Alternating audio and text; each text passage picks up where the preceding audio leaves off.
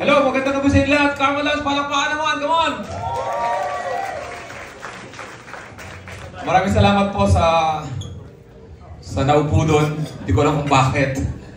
Kita ba dyan? Magkano bayad nyo?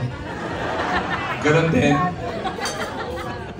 Ganda sa layout, no? Hindi ko lang lahat na dyan pala. Paano gusto nyo dito? Sunod-sunod yung mga...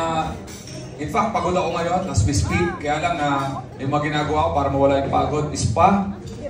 Oo, nagpapaspa ako, kaya lang may nakakatakot ngayon sa spa kasi hindi mo alam kung sino yung malinis na spa at kung sino yung spa call. Tapos lulukuhin ka ng barkada mo, pare, may spa call dyan. Tapos, hindi mo alam kung paano simulan. Pag sinabi kong hard, tapos di ko kinaya, hindi ko alam baka mamaya i-judge niya ako eh. Hard nga, aray! Tangin na, di niya pala kaya, sir eh.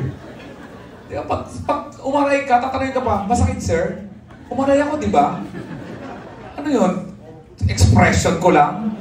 Saka nakaka-stress lalo pag papatulogin na yung daliri mo. Tapos hindi tumunog. Parang nakukonsensya ka para sa kanya. Kaya hinahanda mo na yung kabilang daliri mo para... Nakaka-stress. Kaya... punta kami Singapore para mag-try, nakaka-stress din yung aeroplano ngayon. Kaya gusto ko sumasakay sa Cebu Pacific eh. Kasi dahil sa games, ang Pinoy, ewan ko ba, sa games, nasa ka aeroplano, sasabi ng piloto, magpa-games ka. Para hindi mahalata.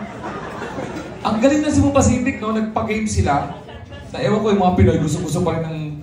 Wala pa ba kayong pouch ng Cebu Pacific? Pouch lang naman pinamibigay doon, trivia o bring me. Ang galing nga lang ng Cebu Pacific kasi pagkatapos ng games, ang kasunod nun, donation sa UNICEF. Kaya kita mo yung transition ng emosyon ng Pinoy, di ba? Alive na alive. Me! Okay, we have now donation for UNICEF.